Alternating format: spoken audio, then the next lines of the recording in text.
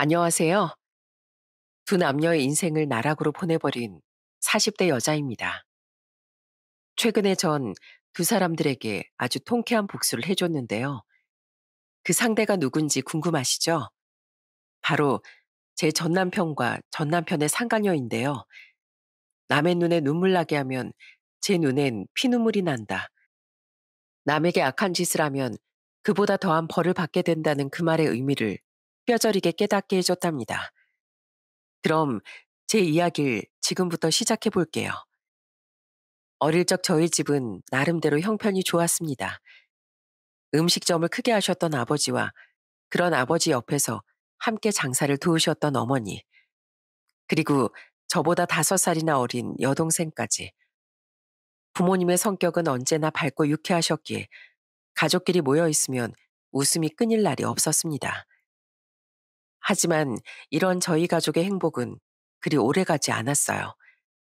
제가 딱 12살이 되던 무렵 아버지의 가게가 문을 닫게 되면서 형편이 무척이나 어려워지게 됐거든요.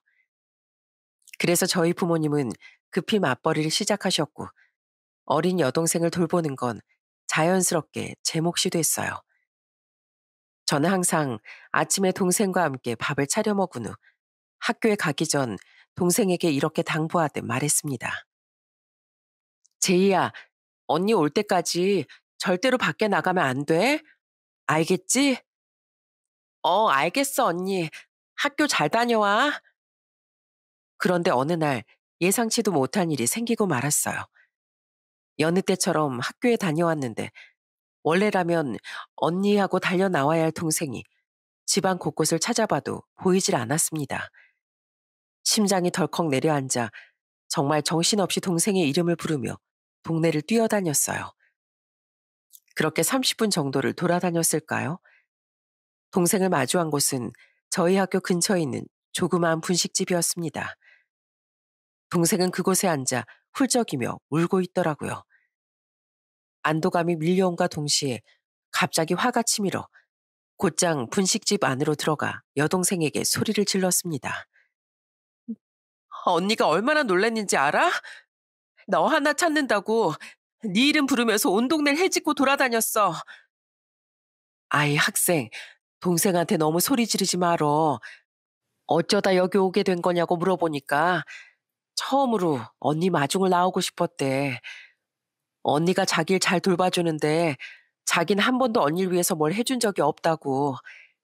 근데 알고 있는 건 언니가 다니는 학교 이름밖에 없어서 그냥 와서 하염없이 기다렸는데도 언니가 안 나와서 자기가 잘못 온 건가, 길을 잃어버린 건가 싶어서 눈물이 나더래. 계속 교문 앞에서 엉엉 울고 있어서 내가 데리고 있었어. 배고플까봐 떡볶이도 좀 해서 먹였고. 언니, 놀라게 해서 미안해. 난 그냥 언니 학교 마치는 시간에 맞춰서 마중 나오고 싶어서 그럼 언니가 좋아할 것 같아서 그랬어. 미안해. 여동생의 말에 괜히 가슴 한켠이 울컥해지더라고요.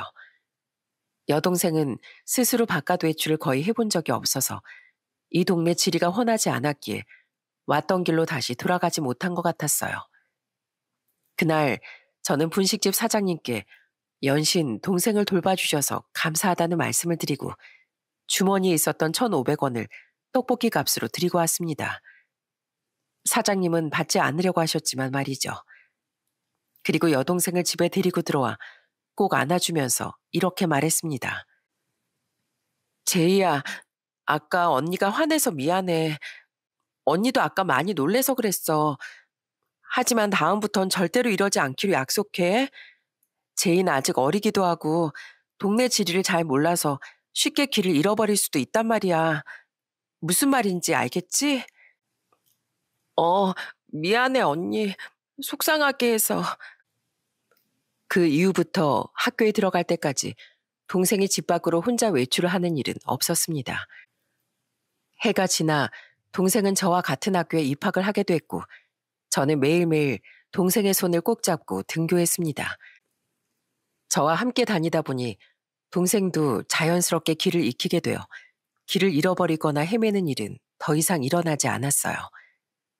그리고 시간이 흘러 제가 고등학교에 들어갈 무렵 비로소 저희 집은 쌓여있던 채무를 모조리 청산하게 됐습니다. 아버지께선 그날 펑펑 눈물을 쏟으시며 가족을 향해 이렇게 말씀하셨어요. 여보, 얘들아, 이 못난 아빠 만나서 그동안 너무 고생 많았다. 특히 당신한테 제일 미안해. 남편 하나 잘못 만나 안 해도 될 고생이나 하고. 이 또한 인생을 좀 더 단단하게 살아가기 위한 경험이라고 생각해, 여보. 아휴, 이제 빚도 다 갚았겠다. 우리 가족 좀 더 행복해질 만 남았네. 그렇게 빚을 다 갚게 된 저희 집은 예전처럼 다시 평화를 되찾았어요. 부모님께선 2번 다신 장사를 하지 않으시겠다는 다짐과 함께 계속 공장에서 일을 하셨고, 저희 자매도 변함없이 열심히 공부했습니다. 그리고 3년 정도가 지난 후 저는 그토록 가고 싶었던 대학에 당당히 합격할 수 있었어요. 저는 대학에 들어가 남편과 처음 만났습니다. 남편과 저는 같은 과 선후배 사이였는데 성격도 무척이나 시원시원하고 밝은 덕에 남녀노소 누구에게나 인기가 많았고 또 공부도 잘해 교수님들의 신임을 사던 사람이었어요. 어느 날은 신입생으로 들어온 제가 어디 건물로 들어가야 할지 몰라 헤매고 있는데 뒤에서 제게 말을 걸어오더라고요. 너 우리과 신입생이지? 이름이 재은이었나? 좀 있으면 수업 시작인데 안 들어가고 여기서 뭐 하고 있어? 아, 안녕하세요, 선배님. 다름이 아니라 저 이 수업을 들으려고 하는데 몇 번 건물로 들어가야 할지 몰라서. 아, 너 이 수업 듣는구나. 저기 엘리베이터 타고 직진해서 보이는 8번 건물로 들어가면 돼. 4층 401호로 가면 되겠네. 수업 잘 들어? 정말 별거 없이 길을 알려준 것 뿐인데도 괜히 제 가슴이 막 두근거리는 거예요. 하지만 저는 남편에게 쉽게 다가갈 수가 없었어요. 워낙에 인기가 많은 사람이라 오르지 못할 나무라고 생각했거든요. 그날 이후 남편이 졸업할 때까지 오다 가다 마주치면 인사만 할 뿐 별다른 대화를 나누거나 하는 일은 없었습니다. 그 후 남편이 먼저 학교를 졸업했고 몇 년 후 저도 졸업을 해서 취업을 하게 됐어요. 제 인생 나름의 첫사랑이었지만 그래도 눈에서 멀어지니 머릿속에서도 잊혀지더라고요. 그리고 30대 초반으로 접어들었을 무렵 대학 동기의 결혼식장에서 남편을 다시 만날 수 있었어요.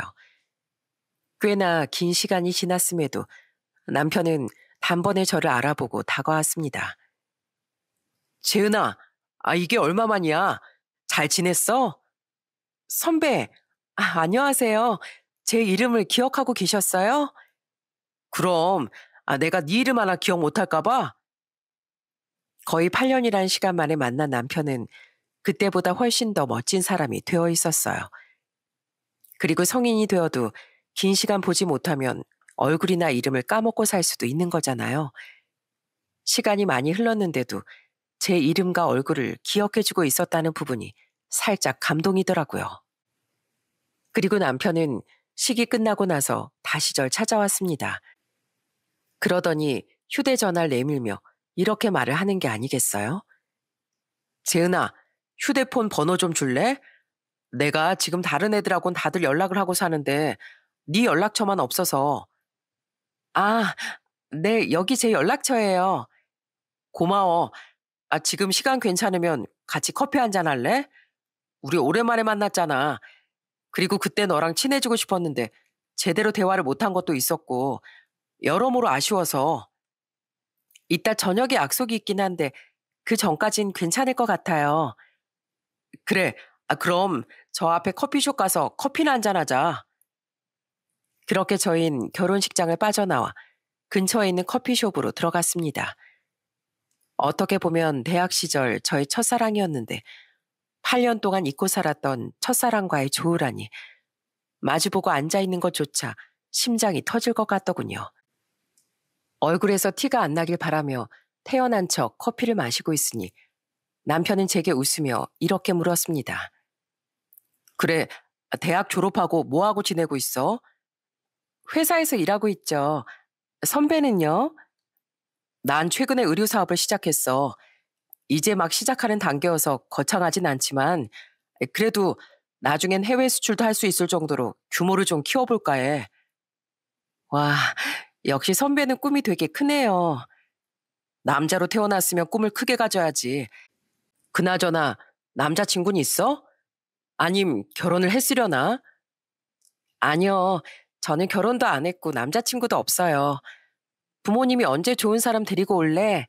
하고 물어보시긴 하는데 뭐 언젠간 좋은 인연 찾아오겠지 하면서 살아요. 그래? 그럼 나랑 만나보는 건 어때? 저는 그 말을 듣는 순간 내가 잘못 들은 건 아닌가 싶은 생각이 먼저 들었어요. 당황스러워하는 절 보며 남편은 이렇게 말을 하더군요. 사실 대학 다닐 때 내가 너 좋아했었거든. 여자한테 한 번도 관심 가져본 적이 없었는데 이상하게 너한테 계속 눈이 가는 거야. 근데 난 어차피 졸업반이라 신입생인 너한테 말을 못 걸겠더라고. 괜히 싫어할까 봐. 그런데 이렇게 다시 만나게 돼서 난 너무 좋다. 아까도 말했지만 천천히 생각해봐도 돼. 네가 부담스럽다 싶으면 거절해도 상관없고. 그날 집에 돌아와 저는 정말 많은 고민에 빠졌습니다. 나의 첫사랑이 나를 좋아하고 있었다니. 이게 무슨 드라마 같은 상황인지 제 귀로 다 듣고 나서도 믿겨지지가 않더라고요. 그런데 생각을 해보면 저나 남편 둘 다 결혼 정년기였고 서로에게 마음이 있었으니 한번 만나봐도 나쁘진 않겠다는 생각이 들었습니다. 그렇게 일주일가량 진지하게 생각한 다음 남편과 만나게 됐어요. 가장 가까운 사람으로서의 남편은 참 괜찮은 사람이었습니다. 본인이 하는 일, 그리고 본인이 사랑하는 사람에겐 정말 최선을 다했고 자기가 한번 내뱉은 말은 지킬 줄 아는 사람이었죠. 게다가 남편의 사업은 2년 만에 좋은 성과를 얻어 나중엔 일본이나 중국 같은 해외로 수출을 할 정도로 규모가 커졌고 사업이 잘 되고 나니 남편이 제게 청혼을 하더군요. 우리 2년 만났으니까 이제 결혼하자. 내가 너 정말 행복하게 해줄게. 나 한 입으로 두말하는 사람 아니라는 거 알지? 남편과 함께하는 미래는 그저 행복만 가득할 것 같았습니다. 2년이라는 시간은 길다면 길고 짧다면 짧은 시간이었어요. 하지만 남편이 제게 잘해줄 거라는 확신이 있었기에 저는 남편과 결혼을 약속하게 되었어요. 사실 저희 부모님은 남편을 그리 달가워하지 않으셨습니다. 저희 부모님도 가게를 운영하셨다가 한번 크게 실패한 적이 있으셨기에 더더욱 걱정을 하셨죠. 하지만 남편은 부모님께 인사를 드리던 날 부모님의 눈을 똑바로 바라보면서 이렇게 이야기했습니다. 장인어른, 장모님, 저 사업 시작한 지 이제 겨우 2년 지났습니다. 그렇지만 제 스스로 많이 노력해서 지금은 해외 수출까지 하고 있어요. 절대로 사업 실패해서 고생할 일 만들지 않도록 제가 열심히 노력하겠습니다. 저 믿고 따님 맡겨주십시오. 내 자네를 한번 믿어보겠네. 우리 딸 눈에 눈물 한 방울이라도 나게 했다간 알지? 네, 걱정하지 마십시오. 입가에 미소만 번지게끔 행복하게 해주겠습니다. 그렇게 저희 부모님의 결혼 허락이 떨어진 후 시부모님께도 인사를 드리러 갔습니다. 시부모님은 정말 좋은 분들이셨어요. 아버님은 복권방을 운영하고 계셨고 어머님은 돼지 불백가게를 운영하고 계셨는데 아버님께서 저를 딱 처음 보시자마자 하신 말씀이 뭐였는지 아세요? 우리 가게 간판에다가 걸어놔야겠다. 우리 아들 로또 1등 당첨됐다고. 너 앞으로 정말 마누라 얻고 살아야겠어. 당연하죠, 아버지. 절대로 손에 물 한 방울 안 묻힐 거예요. 이렇게 만나게 돼서 너무 기쁘네요. 앞으로 우리 동재가 속상하게 하거든 꼭 나한테 제일 먼저 이야기해요. 난 무슨 일이 있어도 며느리 편 들 거니까. 다들 결혼하면 시댁 분위기에 기가 눌려 살 거다. 시댁은 절대로 편해질 수가 없다. 이런 식으로 말을 했었는데 시부모님도 아가씨도 모두 다 유쾌한 분들이셨어요. 남편이 얼마나 화목한 집안에서 성장했는지 어느 정도 알 것 같더라고요. 그렇게 저희는 많은 사람들의 축복을 받으며 결혼식을 올렸습니다. 신혼 땐 더할 나위 없이 행복했어요. 결혼하고 6개월 만에 쌍둥이를 임신했을 땐 남편이 너무 좋아서 울고불고 난리를 칠 정도였죠. 정말? 나 이제 쌍둥이 아빠 되는 거야? 그렇게 좋아? 당연하지. 그걸 말이라고 해? 나 오늘부터 자기 전에 삼신 할머니한테 감사하다고 기도 올리면서 잘 거야. 빨리 아빠 되게 해주셔서 감사하다고. 아빠가 되는 게 이렇게 좋은지 오만 오도방정을 다 떠는 남편이 그저 귀여워 보이기만 했습니다. 그리고 언제 시부모님께 말씀을 드렸는지 어머니께서도 곧바로 전화가 오셔서 진심으로 축하한다는 말씀을 건네주시더라고요. 새아가 쌍둥이 가졌다면서 진심으로 축하한다. 축하해 주셔서 감사드려요, 어머님.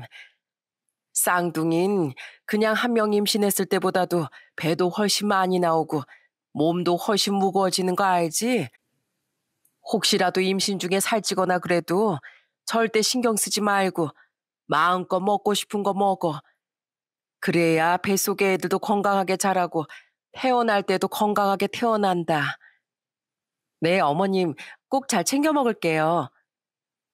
어머님께선 막달에 접어들 때까지 부모님보다 더 저를 각별하게 챙겨주셨습니다. 입덧이 심했을 때 이상하게 다른 음식은 안 들어가도 어머님이 해주셨던 갈비찜 하나만큼은 정말 잘 들어가는 거예요. 그런데 어머님도 식당을 운영하시는 분이라 바쁘신 걸 알았기에 먹고 싶어도 눈물을 흘리며 참았었는데 어느 날 어머님께서 직접 갈비찜을 해서 가지고 오신 겁니다. 그걸 보고 깜짝 놀라 어머니께 여쭤봤어요. 어머님, 제가 어머님 갈비찜 먹고 싶어 하는 거 어떻게 하셨어요? 남편이 말해줬어요? 아니, 얼마 전에 네가 우리 집에 와서 밥 먹을 때 다른 건 안 먹고 밥이랑 요 갈비찜만 그렇게 먹더라고. 그래서 그거 보고 이게 끌리는구나 하고 생각했지. 이틀 정도 먹을 수 있게끔 넉넉하게 해서 가지고 왔는데 식으면 꼭 데워 먹어. 감사해요, 어머님. 저희 친정엄마도 바빠서 이런 거 잘 못 챙겨준다고 미안해 하셨는데 어머님은 그 누구의 말도 듣지 않고 밥과 갈비찜을 잘 먹는 모습, 그거 하나만 보고 바쁜 와중에도 제 생각을 해서 가져다 주신 것이었죠. 그래서 그날 전 밥이랑 어머님께서 해주신 갈비찜으로 밥 2공기를 뚝딱 해치웠습니다. 그리고 아버님께선 저희 쌍둥이들의 베넷저고리와 옷, 그리고 신발과 아기용품 등을 모두 준비해서 선물해 주셨어요. 아버님, 너무 감사해요. 이거 저희가 다 준비해도 되는데. 애 키우는데 들어가는 돈이 어디 한두 푼인 줄 아냐. 하나라도 아껴야지. 유모차랑 카시트 같은 것도 내가 최대한 좋은 걸로 골랐으니까 유용하게 잘 썼으면 좋겠구나. 친정 부모님도 절 잘 챙겨주셨지만 시부모님들도 친정 부모님 못지않게 저를 잘 배려해 주셨고 제게 뭐든 해주려고 하셨습니다. 그렇게 뱃속에서 무럭무럭 자라던 쌍둥이 아이들은 무사히 세상과 만날 수 있었어요. 이젠 아이들까지 태어났으니 앞으로 정말 행복한 일만 가득할 거라 생각했죠. 하지만 아이들의 돌이 지나고 나서부터 불행의 시동이 걸리기 시작했어요. 왜 이렇게 전화를 안 받아? 남편은 아이들이 태어나고 돌이 됐을 무렵부터 점점 다른 사람이 되어가기 시작했습니다. 중요한 미팅이 있다며 술 마시고 새벽에 들어오는 것은 기본이었고 전화를 걸면 한 번에 받는 일이 거의 없었어요. 어느 날은 아이들이 열이 너무 높아서 급히 병원에 가야 하는 상황이었는데 아무리 전화를 걸어도 받질 않는 겁니다. 그래서 그나마 가까이 살고 있는 아가씨에게 전화를 걸어 도움을 청할 수밖에 없었어요. 다행히 아가씨는 제 전화를 받자마자 바로 제게 달려와 줬고 아가씨 덕분에 빨리 병원에 도착할 수 있었죠. 아가씨는 눈물 범벅이 되어 있는 제 얼굴을 보고선 한숨을 쉬며 이렇게 말했습니다. 자기 아들, 딸이 아픈데 전화도 안 받고 뭐 하는 거야 진짜. 그래도 아가씨 덕분에 빨리 도착해서 치료할 수 있었네요. 고마워요 아가씨. 그리고 혹시나 해서 하는 말인데 오늘 일은 어머님, 아버님께 말씀드리지 말아주세요. 괜히 걱정 끼치고 싶지 않아요. 혹시 다음에도 이런 일 생기면 밤이든 새벽이든 상관없으니까 저한테 말해요. 언제든지 언니한테 달려올게요. 그리고 엄마 아빠한테 말하지도 않을 거니까 걱정하지 말고요. 제 손을 잡고 말해주는 아가씨가 너무 든든하더라고요. 그 후 아가씨는 저를 집 앞까지 데려다 줬고 다시 한번 아가씨에게 고맙다는 인사를 한 다음 집으로 돌아왔습니다. 그런데 남편은 언제 들어온 건지 아주 태평하게 소파에 앉아 텔레비전을 보고 있더라고요. 그 모습을 보니 얼마나 우라통이 치밀어 오르던지 그 모습을 본 전 곧장 리모컨으로 텔레비전을 끈 뒤 남편에게 소리를 질렀습니다. 당신 뭐 한다고 전화도 안 받고 문자도 안 받는데 그럴 거면 휴대전화 왜 들고 다녀? 그냥 갖다 버리지. 내가 오늘 중요한 미팅 자리가 있다고 해외 바이어까지는 중요한 자리니까 연락 안 된다고 아침에 미리 말하고 나갔었잖아.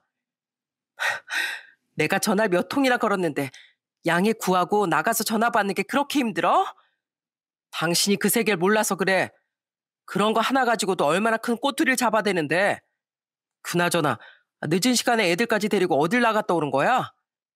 어딜 다녀왔냐고? 애들 병원 다녀왔어. 오늘 애들 상태가 어땠는 줄 알아? 열나서 하루 종일 울고불고 먹은 거 다 토하고 난리도 아니었다고. 당신이 전화 안 받아서 결국엔 아가씨한테 전화해서 겨우 갔다 왔어. 알아? 그래. 애들도 주사 잘 맞았고 지금은 열 떨어진 거 아니야? 자고 있는 거 보니까 멀쩡한 것 같구만 뭘 그래. 이런 상황이 오면 제일 먼저 미안하다는 얘기를 먼저 하는 게 맞는 거 아닌가요?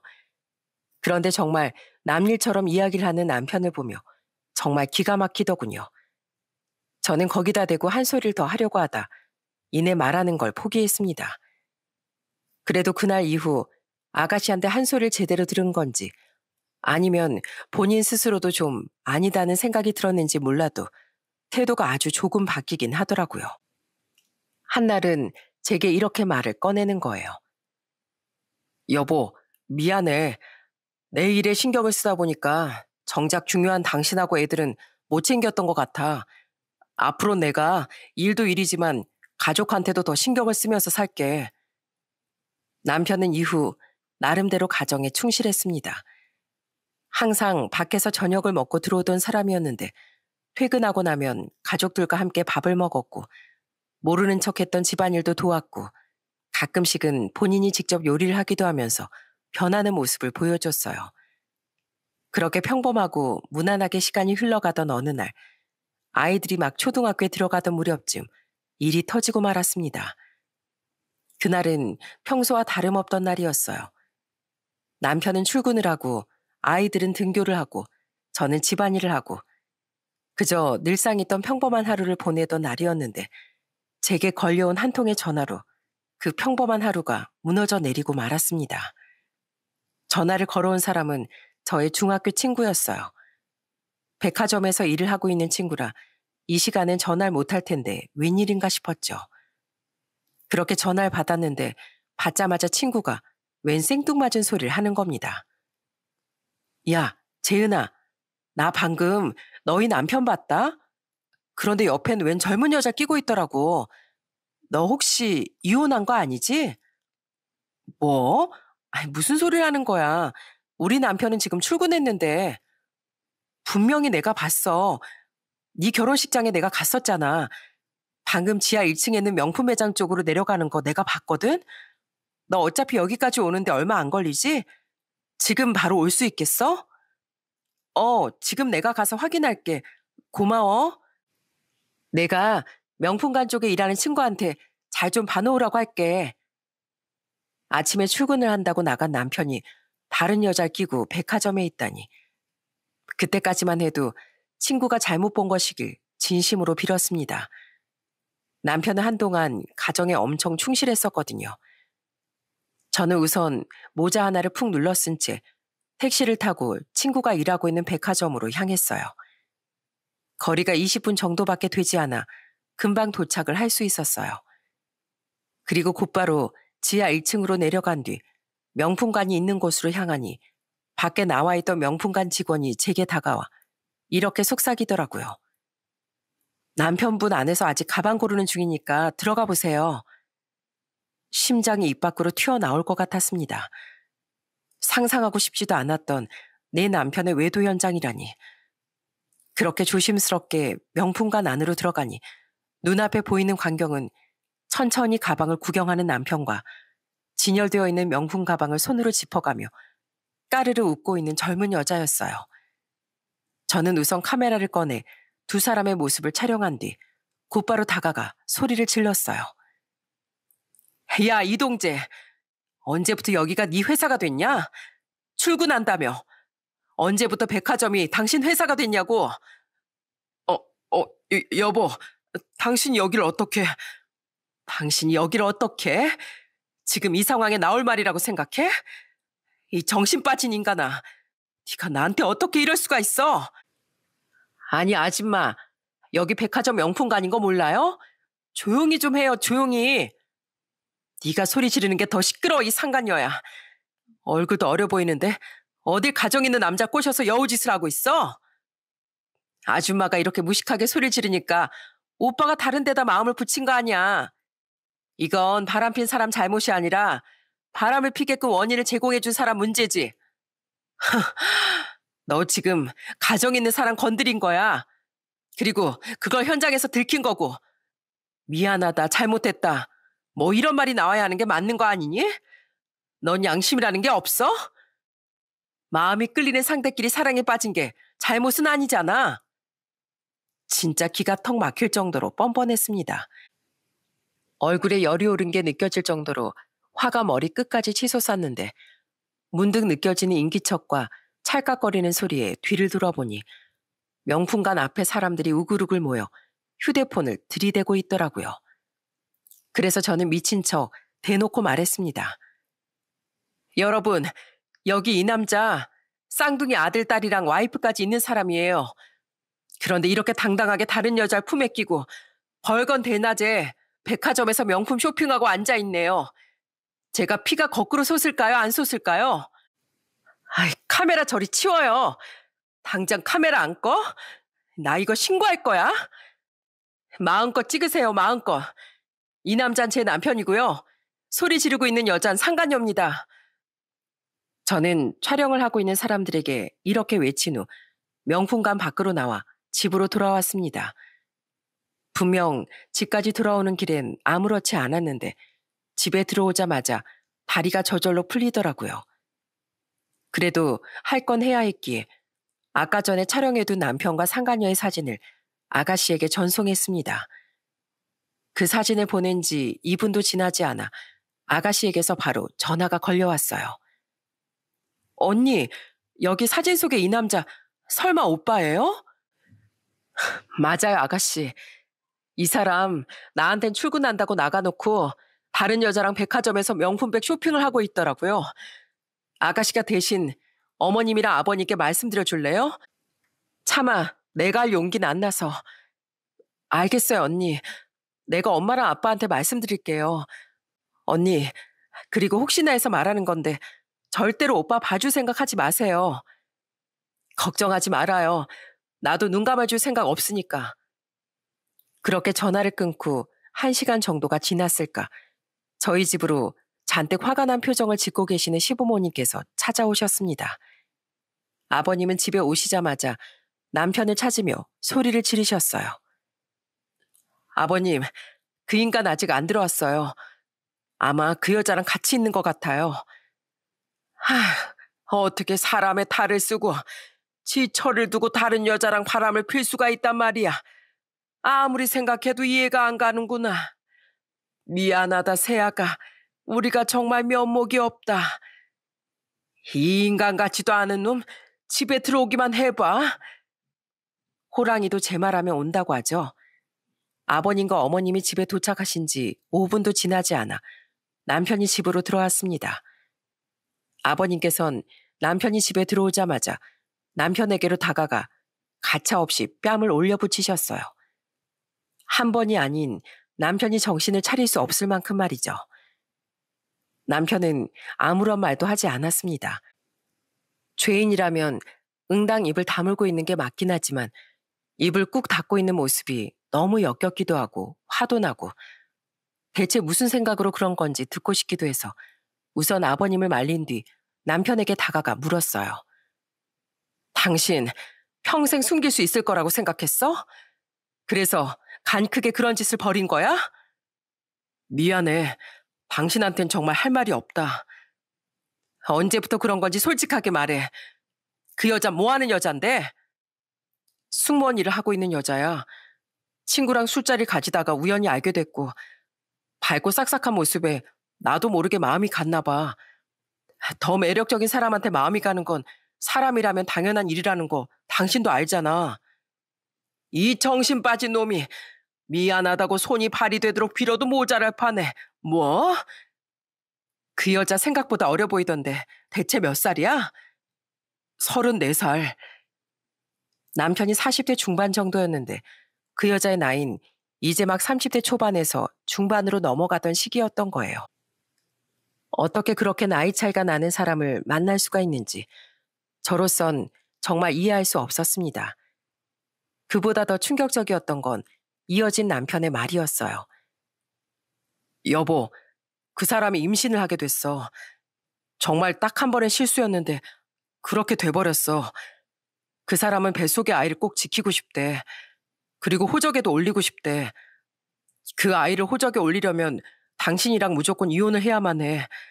당신도 이런 나랑 살고 싶지 않잖아. 그러니 이혼해줘. 이혼만 해주면 당신이 달라는 건 다 줄게. 지금 제정신으로 하는 말이야? 이혼을 해달라고? 누구 좋으라고? 절대 못 해주지. 아니, 안 해주지. 저는 이혼을 해줄 수 없다고 대답했습니다. 그런데 곰곰이 생각을 해보니 다른 여자 만남을 가진 아버지 밑에서 자랄 저희 애들이 너무 불쌍하기도 하고 다른 여자와 마음을 나눈 남자와 함께 살아야 할 제 인생도 참 비참할 것 같더라고요.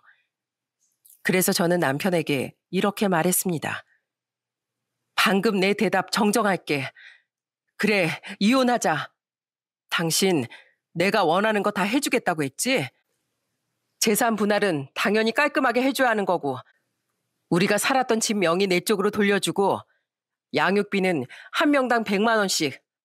이거 다 들어주면 나 당신이랑 깔끔하게 헤어져 줄게. 어때? 그래, 알았어. 그게 당신이 원하는 거라면 내가 전부 다 들어줄게. 고마워. 질질 끌지 않고 이혼해 주겠다고 해서. 그렇게 저는 남편과 이혼을 선언했습니다. 시부모님은 연신 눈물을 흘리시며 제게 미안하다고 아들을 잘못 키워서 그런 거라고 평생 자신들을 원망하고 살라고 말씀하셨지만 그럴 생각은 없었어요.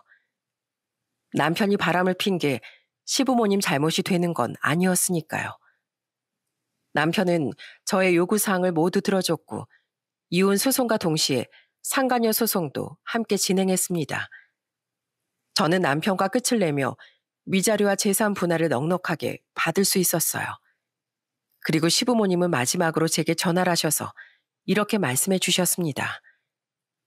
아가, 앞으로 아무 생각도 말고 그저 잘 살기만 해. 애들도 잘 키우고. 네, 어머님께서도 건강히 잘 지내시고요. 혹시라도 애들 보고 싶으시면 언제든지 연락해 주세요. 아시겠죠? 그래, 꼭 그렇게 하마. 아프지 말고 건강히 잘 지내거라. 그날 이후 저는 아이들을 홀로 키우게 됐습니다. 친정 식구들은 이혼이라는 결정을 내린 제게 어떤 말도 하지 않으시고서 그저 응원만 해주셨어요. 오직 저의 선택이니 응원을 한다고 하시면서요. 아이들을 키우는 건 생각 이상으로 정말 힘든 일이었습니다. 그래도 몸은 힘들었지만 마음은 편했어요. 아마 남편과 이혼을 하지 않았다면 스트레스로 정말 힘든 시간을 보내고 있었겠죠. 그런 걸 생각하면 차라리 몸이 힘든 게 낫다고 생각했어요. 그렇게 아이를 홀로 키우게 된 지 7개월 정도 지났을 무렵 벼랑간 전 남편에게서 전화가 걸려왔습니다. 여보, 잘 지내고 있어? 갑자기 왜 전화했어? 안부 같은 거 물을 사이는 아닌 것 같으니까 용건만 말해. 그냥 오늘따라 당신이랑 애들이 너무 보고 싶어서. 너 그 상간녀랑 같이 지내는 거 아니었니? 생각해보니까 이제 슬슬 아이가 태어날 때인 것 같은데 너 좋다고 들러붙은 상간녀랑 태어난 애기나 돌볼 것이지. 나한테 왜 전화를 걸어 이렇게 찌질한 궁상을 떠실까? 그 여자 유산했어. 당신이랑 이혼하고 얼마 안 돼서. 그 여잔 유산한 그 순간부터 밥 먹듯이 술을 마시고 돌아다니고 여러 남자를 만나고 다니고 내가 생활비 명목으로 준 카드로 명품을 긁어대질 않나. 남자 관계도 복잡한 데다가 술만 마시면 고성방갈해서 경찰 조사 받으러 간 적도 하루 이틀이 아니야. 여보, 염치 없지만 날 다시 받아줄 수 있을까? 집에서도 나 같은 아들은 필요 없다면서 연락을 뚝 끊어버린 상황이야. 집에 찾아가도 문도 안 열어주고 당신이 너무 그리워. 당신 이미 나랑 이혼 도장 찍은 지 7개월이나 지났어. 사랑하는 처랑 아이들 등지고 새로운 쾌락을 찾아 등 돌린 건 당신이지 내가 아니야. 그러니까 그 선택에 대한 책임을 지는 것도 오로지 당신이 되어야겠지? 그리고 그것과는 별개로 양육빈 달달이 200만 원씩 지금처럼 넣는 거 알지? 꼬박꼬박 늦지 않게 입금하고 평생 내가 왜 그랬을까 하면서 후회 속에 살아. 꼭! 이미 떠난 배를 향해 소리를 쳐봤자 뭐하나요? 돌아오질 않는데. 그래도 남편의 근황을 듣고 나니 속은 좀 후련하더군요. 어머님과 아버님 그리고 아가씨도 완전히 그 인간의 손을 놓은 듯 보였습니다. 상간녀와 행복하게 잘 지내는 것이 아닌 후회 속에 사는 거. 어쩌면 제가 바라던 결과였을지도 모른다는 생각이 들더라고요. 그리고 그로부터 1년이라는 시간이 더 흘렀습니다. 그날은 아버지 생신이라 모처럼 고급 한정식집을 예약했던 날이었어요. 동생은 일이 있다고 하기에 부모님만 모시고 식당으로 향했습니다. 조용한 분위기길 바랬는데 하필이면 옆방에 무슨 회식을 온 건지 약간 소란스럽더라고요. 그래도 룸은 나쁘지 않았고 또 옆방에는 손님들을 제외하면 손님은 저희뿐이라 편하게 식사를 할 수 있겠다 싶어 예약한 음식을 주문한 후 화장실로 왔습니다. 그런데 그곳에서 뜻밖의 인물을 만날 수 있었어요. 자기야, 나 오늘 생일인 거 알지? 나 몇 시에 데리러 올 거야? 회식 몇 시에 끝날 것 같냐고? 잘 모르겠네. 에이, 정 안 되면 중간에 나오지 뭐. 뭐? 오늘 기대하라고? 아, 난 몰라. 앙칼진 그 목소리, 내 앞을 지나가는 예쁘장한 얼굴. 그 얼굴과 목소린 영락없이 전 남편의 상간녀였습니다. 다행히 저만 상간녀의 얼굴을 보고 상간녀는 제 얼굴을 보지 못한 듯 했어요. 변함없는 콧소리로 자기라고 부르는 걸 보니 새로운 남자친구가 생긴 모양이었습니다. 그 역겨운 목소리 얼굴을 여기서 다시 마주하게 될 거라곤 상상도 하지 못했었는데 정말 속이 부글부글 끓고 다 뒤집어질 것 같더라고요. 솔직히 그냥 더러운 거 밟은 셈 치고 지나치면 될 일이었지만 저는 그냥 넘어갈 수 없을 것 같았어요. 그날 백화점에서 촬영된 영상은 아쉽게도 인터넷에 퍼지지 못했고 소송 외엔 상간녀에게 시원한 복수 한번 하지 못했거든요. 이렇게 다시 만나게 된 건 신께서 제게 처음이자 마지막으로 속 시원히 복수라라고 기회를 주신 거라 생각했습니다. 그리고 마침 아까 스치듯 들었던 생일이라는 말이 떠오르더군요. 그래서 저는 상간녀에게 2번 다신 잊을 수 없는 아주 특별한 생일 선물을 선사해 주기로 마음을 먹었습니다. 어떤 선물을 안겨줘야 제대로 염통을 뒤집어 놓을 수 있을까 고민하던 전 좋은 생각이 떠올라 꽃집을 운영하는 친구에게 전화를 걸어 평범한 꽃다발 말고 뇌리에 팍 남을 수 있는 꽃다발을 만들어 달라고 부탁했어요. 누구 줄 건지 알아야 거기에 맞춰서 만들지. 뭐 아버님? 어머님? 아님 여동생? 상간이한테 줄 거야. 너도 알지? 나 이혼한 거. 오늘 우연히 마주쳤는데 생일이라시네. 그래서 아주 내가 잊지 못할 선물 하나 남겨주려고. 그러니까 잘 만들어줘. 친구는 제 말을 듣더니 알겠다며 기대하라는 대답을 하고서 전화를 끊었습니다. 그리고 1시간 정도의 시간이 지난 후 친구로부터 나와서 꽃을 받아가라는 문자가 도착했어요. 와, 그런데 꽃을 받아들고 나니 감탄만 나오더군요. 생전 처음 보는 꽃과 함께 그 안에 담겨 있는 완벽한 카드까지. 이 정도면 기억에 남을 수 있는 특별한 선물이 될 수도 있겠다 싶었습니다. 그리고 저는 가게 안으로 들어가 종업원 분께 조심스럽게 부탁을 드렸어요. 죄송한데 부탁 하나만 드려도 될까요? 저희 옆방에 제가 아는 사람이 있는데 오늘 생일이거든요. 근데 회식 중인 것 같아서 제가 들어가서 전해주는 건 좀 아닌 것 같고 혹시 이것 좀 전해주실 수 있으실까요? 아, 저희가 그런 것까지 별도로 전달해 드리진 않는데 꼭 전해야 하는 거라 그래요. 기껏 큰맘 먹고 준비한 거라 버릴 수도 없고 해서 부탁 좀 드릴게요. 저 방 안에 갈색 머리 검정색 나시 원피스 입은 여자분한테 주시면 되거든요. 종업원 분은 잠깐 난처해 하더니 꽃다발에 적혀 있는 카드를 보고서 표정이 확 바뀌며 꽃을 전달해 드리겠다고 했습니다. 원래는 안 되는 것을 부탁드리는 것이다 보니 죄송하기도 하고 또 감사하기도 한 마음에 저는 종업원 분께 사례비로 10만 원을 전달해 드렸습니다. 그 종업원은 사례금은 됐다며 거절했지만 그래도 하지 않는 일을 부탁드린 거라 계속 받아달라고 하니 그제서야 받으시더라고요. 그리고 그 꽃다발은 종업원 분의 손을 떠나 상가녀의 품으로 향했습니다. 슬쩍 나와 그 방 앞에 서서 분위기를 살폈는데 아주 난리가 났더라고요. 오, 오늘 민정 씨 생일이라고 했지? 축하해. 누가 보낸 거야? 남자친구가 제 생일이라고 여기로 퀵 배송해달라고 했나 봐요. 안 그래도 된다고 했는데 참. 근데 꽃다발이 좀 특이한데? 그러게, 꽃다발에 웬 고추가 섞여 있대? 다들 눈치채셨나요? 친구가 준비해준 꽃다발은 꽃과 함께 중간에 화초 고추라 불리는 식물들이 섞여 있는 꽃다발이었습니다. 모두들 굉장히 당황스러워 하더군요. 아, 뭐 색다르고 좋네. 자, 민정 씨, 여기 카드도 있네. 우리한테 한번 읽어줘봐. 잠시만요. 읽어드릴게요. 어, 꽃다발에 적힌 카드를 열어본 상가녀는 한참 동안 카드를 들고 아무런 말도 못하는 것 같았습니다. 그런데 옆에 있는 사람이 그 카드 내용을 그대로 읽더라고요. 오늘 생일이라며 축하해. 선물로 네가 좋아하는 걸 준비해봤어. 요즘 꽃다발은 이렇게 나온다더라? 특별한 생일 보내라 이 상간녀야? 상간녀라니 민정 씨, 이게 다 무슨 소리야?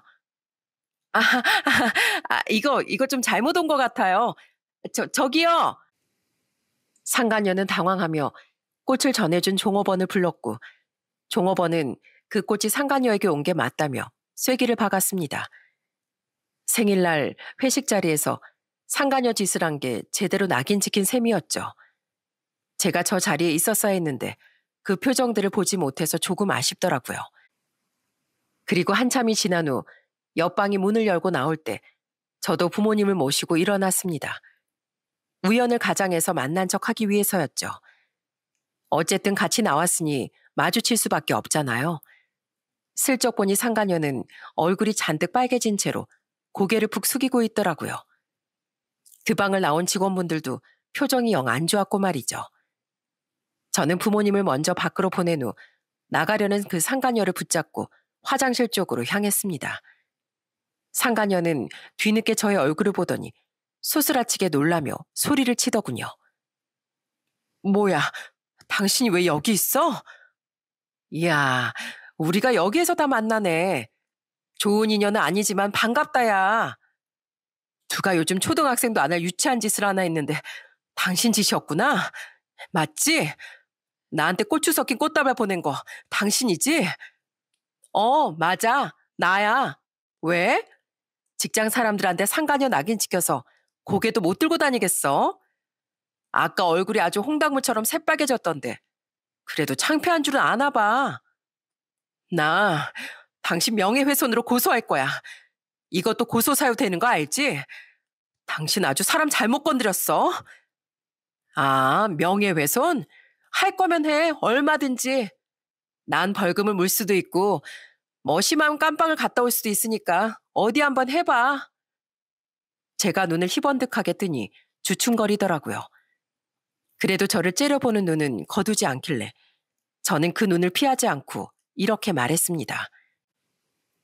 아, 고소할 때 참고해.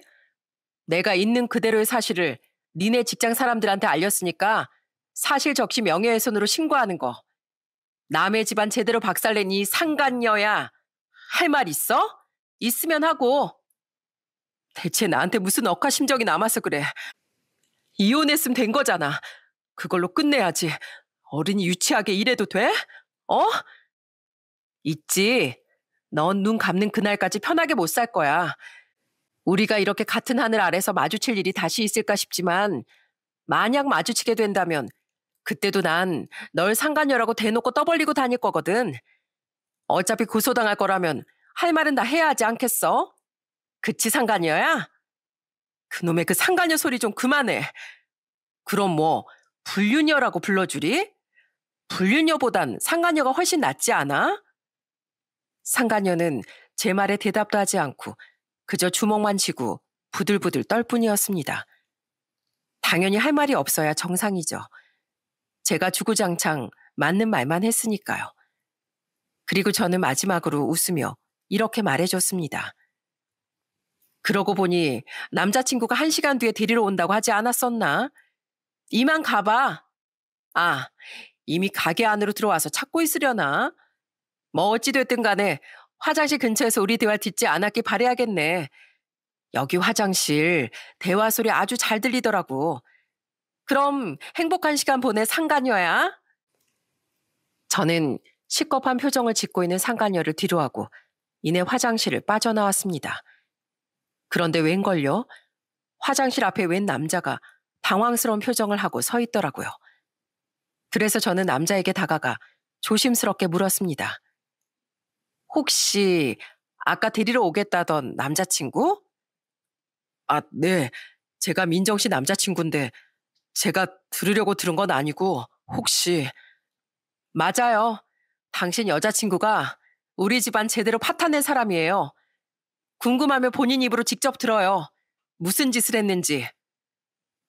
그 길로 저는 식당을 빠져나와 차를 타고 가면서 부모님께 아까 있었던 일들을 모두 이야기해드렸어요. 그랬더니 엄청 박장대소를 터뜨리시며 막 웃으시더군요. 난 네가 하도 왔다 갔다 거리기에 배탈이 났나 싶었는데 아유 잘했다 잘했어. 그런 애들은 아주 호되게 정신을 차리게끔 혼쭐을 내줘야 돼. 정신을 차렸을지 모르겠다만 그래도 우리 딸 속이 조금이나마 풀렸으면 됐다. 솔직히 행복했습니다. 제 눈에 눈물 낸 사람을 많은 사람들 앞에서 제대로 망신 준 기분이란 이런 거구나 싶었죠. 그 이후 상간녀는 저를 명예훼손으로 고소했을까요? 정답은 아니오입니다. 아마 고소를 하면 나중에 다시 만났을 때 제가 어떻게 행동할지 예상해서 지레 겁을 먹은 게 아닐까 싶어요. 그리고 어느 날은 전 남편이 문자가 와서 상간녀에게 무슨 짓을 한 거냐며 자기한테 전화가 와서 욕을 하고 난리가 났다고 하더군요. 그런데 뭐 제가 거기까지 신경을 써줘야 하나요? 저는 무슨 말을 하는 건지 모르겠다며 너랑 바람 폈던 그 여자 확실히 제정신은 아닌 것 같다는 말만 남기고 더 이상 해줄 말 없으니까 답장을 하지 말라는 말과 함께 문자를 끊어버렸습니다. 하여튼 참 이해할 수 없는 철면피였습니다. 남편과의 관계는 끝이 났지만 시부모님과 아가씨랑은 종종 연락을 하며 지내고 있어요. 제게 그리고 저희 아이들에게 잘해주셨던 분들이셔서 쉽게 인연을 끊어낼 수가 없더라고요. 아이들도 아빠는 보기 싫어하지만 시부모님과 아가씨만큼은 보고 싶어 해서 가끔씩 만나기도 하면서 잘 지내고 있습니다. 처음엔 이혼하고 나서 내가 정말 아이를 잘 키울 수 있을까 걱정을 많이 했어요. 괜히 인생에 흠이 되지 않을까 불안하기도 했고요. 그런데 살아보니 그렇지 않더라고요. 이혼은 조금도 흠잡을 거리가 되지 않았습니다. 오히려 지금 저는 너무나도 행복하고 너무나도 당당하게 두 아이들의 엄마로서 저희 가족들과 함께 아주 잘 살아가고 있어요. 한 번뿐인 인생 즐겁게 사는 것도 좋지만 정직하고 올바르게 살아가는 것도 중요하다는 걸 다시 한번 깨닫고 있는 요즘입니다. 제 사연을 들어주신 여러분들도 부끄럽지 않은 삶을 살아가시길 바라며 이만 사연을 마무리 지어보도록 하겠습니다. 더위는 가고 선선함이 찾아온 요즘이에요. 다들 감기 조심하시길 바랍니다. 감사합니다.